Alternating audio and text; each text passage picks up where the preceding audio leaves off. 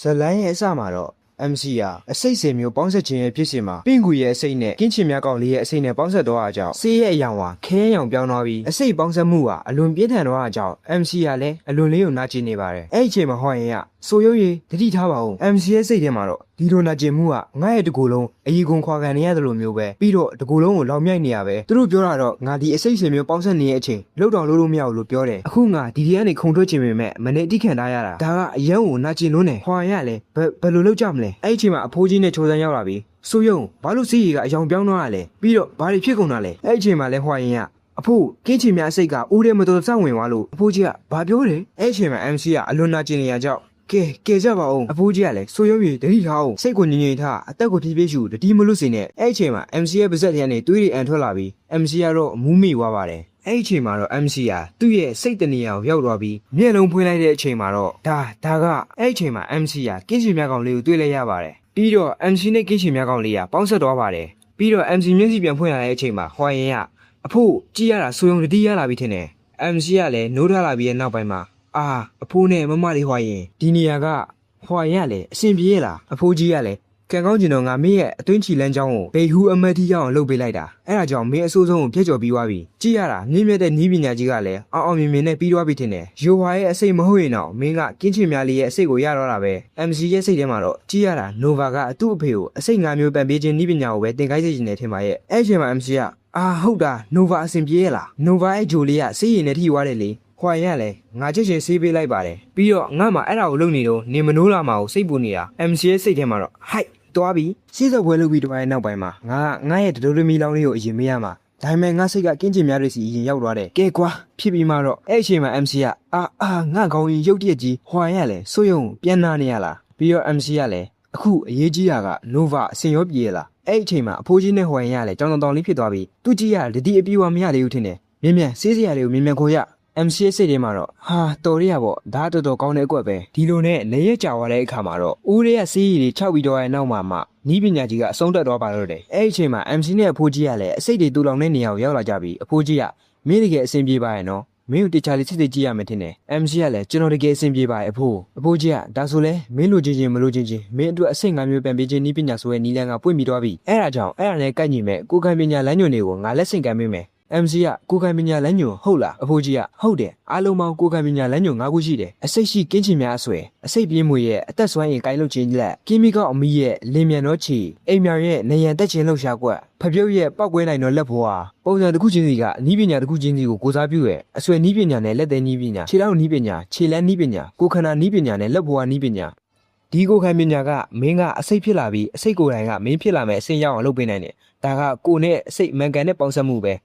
ပြောချင်တာကတော့ MC နဲ့အစိတ်ကလုံးဝတရားလေးဖြစ်တော်မယ်ဆိုတဲ့အတိတ်ပဲပါအဖိုးကြီးကမင်းကြီးကဒါတော်တော်လေးသဘောကျနေရပဲ MC ကလည်းဒါပေမဲ့ကျွန်တော်အံ့ဩတာကကျွန်တော်ထင်သားလို့အစိတ်တွေလောက်ကြံတက်ဖြစ်တာတွေမပါဘူးနော်အဖိုးကြီးကလည်းမင်းကထက်မြက်လာကြည်လားတကယ်တော့ဒီကိုခိုင်ပညာကငါတို့ထန်ခိုင်းရနေလားမဟုတ်ဘူး MC ကလည်းဘာဆိုပြီးဖြစ်တော့ပါတယ်အဖိုးကြီးကလည်းအစိတ်၅မျိုးပြန်ပေးခြင်းနီးပညာနဲ့ဒီအစိတ်နီးပညာကပြည့်စည်သွားပြီဖြစ်တဲ့အစိတ်၅မျိုးခိုင်းကနေလာတာလွန်ခဲ့တဲ့နှစ်နေရာလောက်ကထမ်းမိသားစုမှာသူ့အချိန်သူ့အခါကညံကြီးရှင်လို့အခေါ်ခံရတဲ့ဒုတိယသားနဲ့တောင်ဘက်တာရဲတိုင်းမိကတခင်ရဲ့သမီးကချစ်ကျွမ်းဝင်ခဲ့ကြတယ်အပြင်းအထန်သားနေတဲ့ကြားတွေကသူတို့နှစ်ယောက်ထွက်ပြေးခဲ့ကြပြီးအစိတ်၅မျိုးကိုင်းကိုတီထောင်ခဲ့ကြတယ်ထန်ကိုင်းရဲ့အင်အားဖြစ်တဲ့အစိတ်နဲ့တာရဲတိုင်းမိကတာရဲလက်တီနီးပညာကိုပေါင်းပြီးကိုခိုင်ပညာအတေးတစ်ခုကိုတီထွင်လိုက်တယ်ဒါပေမဲ့သူတို့ကတကူကောင်းဆန်စွာနဲ့ဂိုင်းထဲကနေထုတ်ပေါ်လို့မရတဲ့ကိုခိုင်ပညာတွေကိုပါထုတ်ပြီးအဲ့ဓာတွေကိုပါပေါင်းဆက်ခဲ့တယ်အဲ့ဒါကြောင့်သူတို့တွေကဂိုင်းတစ်ခုလုံးရဲ့လက်ကနေမလွတ်ခဲ့ဘူးသူတို့ကိုင်းကလွန်ခဲ့တဲ့နှစ်ပေါင်းကျော်တဲ့ကယွန်နန်ရဲ့တော်ကြီးထဲမှာအင်အားနှစ်ခုကြောင့်ပြည့်စည်သွားခဲ့ပြီဖြစ်တယ်။အဲ့ဒီနောက်မှာဂိုင်းတစ်ခုကသူတို့နဲ့သက်ဆိုင်တဲ့နီးပညာတွေကိုပြန်ယူမယ်လို့သဘောတူလိုက်တယ်။ပြီးတော့အဲ့ဒီမှာရလိုက်တာကအ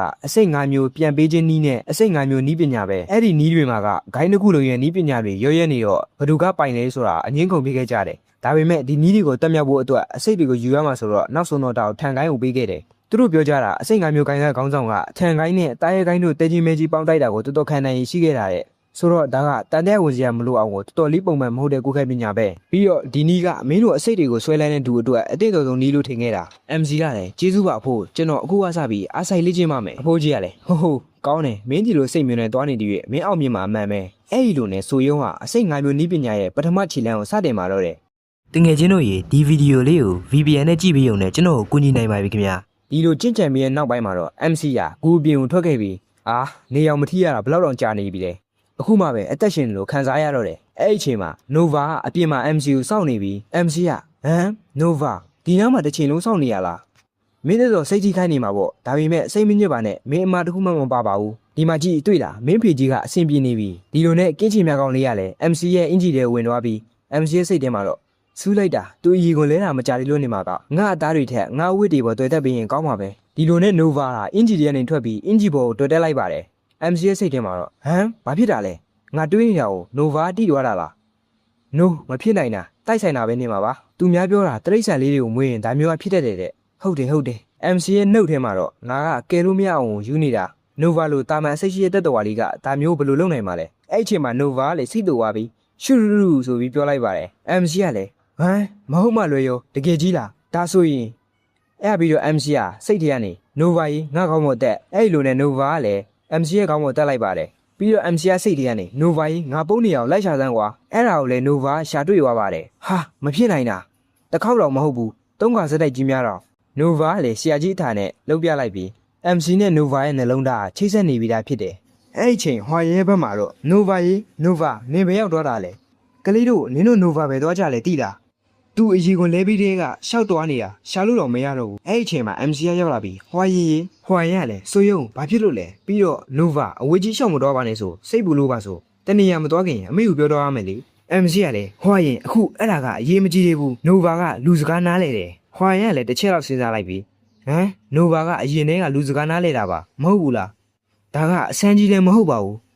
MC ကမဟုတ်ဘူးအဲ့လိုမဟုတ်ဘူးကျွန်တော်စိတ်ထဲတွေးနေရတော့သူကတိနေတာဟွာရလဲဘာတကယ်ကြီးလား MC ကအဖိုးကိုတွားမေးကြည့်လိုက်ဦးမယ်ဟွာရလဲစိုးရုံစောင့်ဝင်လေးအတူတူတွားကြရအောင်ဒီလိုနဲ့ MC တို့ကအကြီးကဲတွေရဲ့နေရာကိုရောက်တော့ပါတယ်အဲ့အချိန်မှာ MC ကကြီးစုပြပြီးကြီးကြီးပါကျွန်တော်စိတ်ထဲကနေပြောနေရင်တော့သူနားလဲတယ်အခြားကလေးတွေကြတော့ဒီလိုမဖြစ်ဘူးဒါကနီးပညာရဲ့အကျိုးဆက်ကြောင့်လားအဖိုးကြီးကမဟုတ်တော့ဘူးငါတို့ထန်ကိုင်းရဲ့တမိုင်းမှာဝိညာဉ်သားရဲ့အစိတ်တွေကိုယူတဲ့သူတယောက်မကရှိတယ်ဒီလိုထူးခြားတဲ့စွမ်းရည်တာဖြစ်ပေါ်ခဲ့ရင်မှတ်တမ်းထဲမှာရှိဖို့ရှိရမယ်ဒါပေမဲ့အဲ့ဒါမျိုးငါတခါမှမတွေ့ဘူးလို့ကြားလည်းမကြားဘူးဟွာရင်ကလည်းဒါဆိုဘာကြောင့်အဲ့လိုဖြစ်တာလို့ထင်လဲအဖိုးကြီးကအဲ့ဒါကအစိတ်ငါမျိုးနီးပညာကြောင့်ဖြစ်တော့တယ်ချောဆန်းကနီးပညာကြီးကကြတော့အစိတ်တွေကိုဆုပ်ယူဖို့အတွက်ပဲပြီးတော့ဆိုယုံကဝိညာဉ်သားရဲ့အစိတ်ကိုအစိတ်ငါမျိုးပြန်ပေးခြင်းနည်းနဲ့ဆုပ်ယူထားတာလေအဖိုးကြီးကဟုတ်တယ်ဒီလိုကိစ္စမျိုးဖြစ်ရတဲ့အကြောင်းရင်းကတောင်ဘက်ပိုင်းလူရိုင်းသားရဲကိုင်းကြောင့်ဖြစ်နိုင်တယ်အဲ့ဒီသားရဲကိုင်းကလူတွေကသူတို့ရဲ့သားရဲတွေကိုသူတို့ချီသူတို့လက်လိုမျိုးဆက်ဆံကြတာသူတို့ရဲ့လူဝက်ချက်ကအစိတ်ငါမျိုးပြန်ပေးခြင်းနည်းထဲမှာမြုပ်နေလောက်တယ်ချောဆန်းဒါဆိုဘာလို့ဒီလိုဖြစ်ရလဲဆိုတာအဖြေရှာဖို့လွယ်မယ်တော့မထင်ဘူး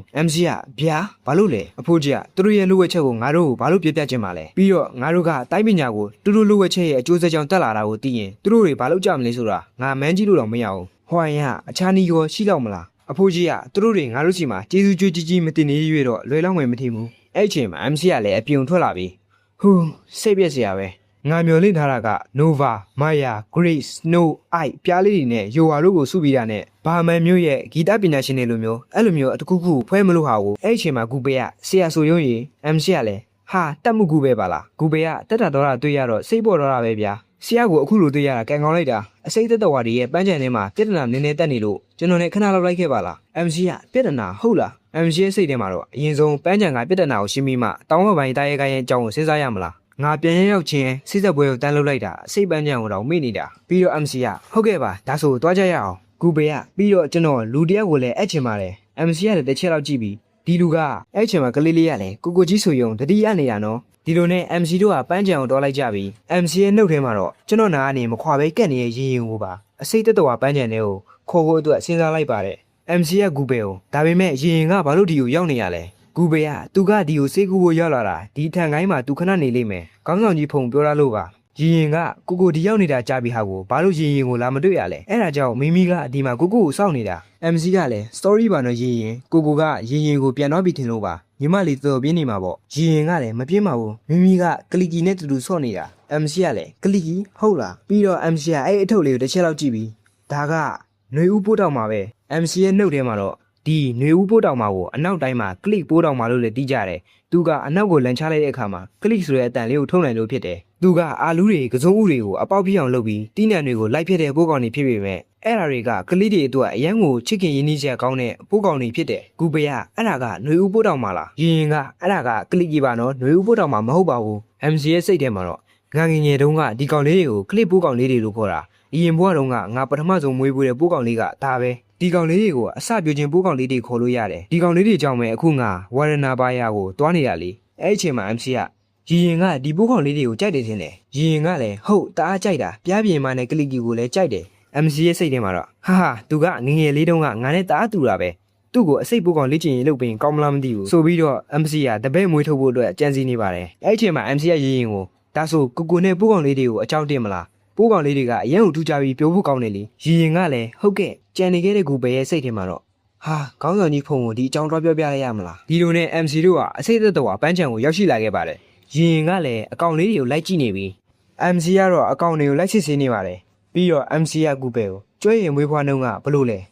ဲကူပဲကတစ်ခေါက်နှစ်ခေါက်လောက်မွေးပြီးရင်တော့အစာတွေပြက်လက်မှာကိုစိုးရိမ်စရာမလိုတော့ပါဘူးနလအတွင်းမှာပဲထောင်ကျော်သွားလောက်တယ် MC ကကြားခွက်ရည်မွေရဲ့အစားအစာကိစ္စကိုရှင်းပြီးပြီဆိုတော့ပြဿနာကပါလေကူပဲကဟိုလေကျွေးဖို့အစာအဖြစ်မွေးထားတဲ့ပရိတ်တွေကအကောင်ရည်တိုးမလာဘူးဖြစ်နေတယ်အဲ့ဒါကြောင့်အချို့အကောင်လေးတွေကအစားအစာတွေမရကြဘူး MC ကပရိတ်ဟုတ်လားပရိတ်အဲ့ကောင်တွေကဘလောက်မြင်များလောက်ကိုမလောက်တာဒါဆိုရင်အစာထိုးကျွေးနည်းကိုတခုတည်းတော့နီးအဲ့အချိန်မှာရင်ရင်ကအုံငိုလိုက်ပါတယ် MC ကလည်းရင်ဘာဖြစ်လို့လဲရင်ကလည်းကိုကြီးအနက်မိမိရဲ့လက်ကနေထူးဆန်းတဲ့အနက်ကြီးထွက်လာတယ် MC ကလည်းအနက်မဟုတ်မှလွယ်ရောရင်အဲ့လေးတစ်ချက်လောက်ပြပါလားအဲ့အချိန်မှာ MC ကလည်းအဲ့လေးကိုတစ်ချက်လောက်စစ်လိုက်ပြီး MC ရဲ့စိတ်ထဲမှာတော့ထင်တာပဲသူငငယ်တုန်းကလှုပ်ခဲ့တဲ့အမားမျိုးတတက်တယ်လှုပ်ခဲ့တာပြီးတော့ MC ကရင်ကိုရင်တေချာကြည့်နော်ဒါလေးတွေကကလီမဟုတ်ဘူးဒါကအခြားအကောင်လေးတွေပဲရင်ကလည်းအခြားအကောင်ဟုတ်လားဂူဘေးကဆရာဆိုယုံဒါကဂျုံကောက်နံဘိုးမဟုတ်လား MC ရဲ့နှုတ်ထဲမှာတော့ဒီကောင်လေးရဲ့နာမည်ကဂျုံကောက်နံဘိုးဖြစ်တယ်အဲ့ဒီကောင်လေးကိုလက်နဲ့ထိမိရင်သူတို့ရဲ့အနံ့ထုတ်တဲ့နေရာကနေဆိုးရတဲ့အနံ့ကိုထုတ်တယ်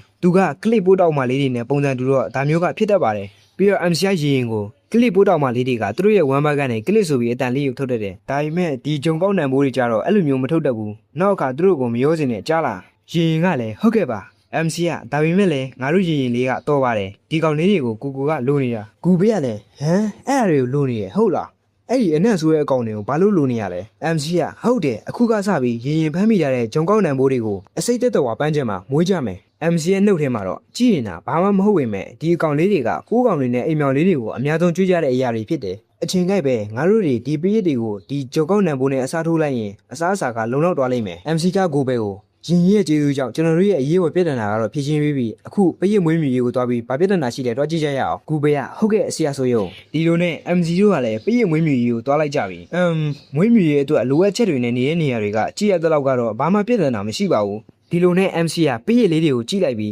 းဟမ်ပြုတ်ထွက်နေတဲ့ခြေထောက်တွေကိုကြည့်ရတာသူတို့တွေအချင်းချင်းစားကုန်ကြရတဲ့တူတယ်အဲ့ဒါကြောင့်အရေးအတွက်ကတိုးမလာကြတာကူဘေးကလည်းအံ့ဩသွားပြီးအချင်းချင်းစားကြတယ်ဟုတ်လားကျွန်တော်တို့ကိုအစားအစာအလုံးတော့ပေးပါတယ် MC ကလည်းဟိုင်နယ်ကျိုးမှာတို့ကိုကျွန်တော်မွေးတော့ကလည်းဒီလိုဖြစ်ဘူးတယ်တကတလေဒီလိုဖြစ်တာကအစားအစာနဲ့မဆိုင်ဘူးပရိတ်တွေရဲ့အကြောင်းကိုကျွန်တော်ကအသိမသိတော့စိတ်ရှုပ်စရာပဲ MC ရဲ့စိတ်ထဲမှာတော့ငါက spicy fabric ရိုးတာမှန် fabric မဟုတ်တော့ငါကလည်းအစိတ်မရှိတဲ့တက်တော်ဝါတွေကိုပမာဏအကြီးကြီးဘယ်လိုမွေးရမလဲမသိဘူးပြီးတော့ MC ကဒီပြဿနာကကျွန်တော်တို့အပြေရှားလို့မရတဲ့ပြဿနာပဲအဲ့ဒီအချိန်မှာအနာကလူတယောက်ကဟိုလေတစ်စိမ့်လောက်ပြပရိတ်တွေရဲ့အကြောင်းလားဆိုရင်တို့အကြောင်းကောင်းကောင်းသိတဲ့လူတယောက်ကိုကျွန်တော်သိတယ်အဲ့ဒီအချိန်မှာကူပဲကဟွမ်ကွန်းမင်းလားဆရာဆိုရုံဒီအစိတ်အပိုင်းမှာကျွန်တော်အပြင်ကျွန်တော်ရဲ့ငွေချင်းတယောက်လည်းပါလာပါတယ် volunteer လာလုပ်နေရပါ MC ကလည်းဟမ် volunteer လာလုပ်တယ်ဟုတ်လားအဲ့ဒီလူကလည်းအမှန်တော့ကျွန်တော်အချိန်ဖြုံးချင်ရင်ပရိတ်တိုက်ပွဲကိုသွားနေကြပါအမြဲတမ်းတော့မလုပ်ပါဘူးတောက်ဖို့နည်းနည်းပပရရုံပါပဲ MC ကပရိတ်တိုက်ပွဲဟုတ်လားအဲ့လူကလည်းအဲ့ပွဲကပရိတ်တွေကိုတိုက်ခိုက်ပြီးလောင်းကြတဲ့ပွဲပါအကောင်ကြီးပြီးတန်မာကြတဲ့ပရိတ်တွေကိုဈေးကြီးပေးပြီးရောင်းဝယ်ကြတော့ပုံမှန်ဆိုသူတို့တွေကိုလောင်းစားလုပ်တဲ့နေရာတွေမှာပဲမွေးကြတာအဲ့ဒီမှာပရိတ်မွေးရသူတယောက်တော့ရှိတယ်ကျွန်တော်ကြားဖို့တာတော့သူကပရိတ်တွေအကြောင်းကိုအကုန်သိတယ်တဲ့အဲ့ဒီအချိန်မှာမြင်ကွင်းရမြေအောက်မှာပိတ်လောင်ခံရတဲ့သူတယောက်စီရောက်သွားပြီးအဲ့ဒီလူကလည်းပရိတ်လေးတွေကိုပုတ်တက်ပေးနေပါတယ်အဲ့ဒီကတော့ဒီမှာပဲပြီးဆုံးသွားပါတယ် VPN နဲ့ကြည့်ပေးတဲ့တယောက်ချင်းစီကိုလည်းကျေးဇူးတင်ပါတယ်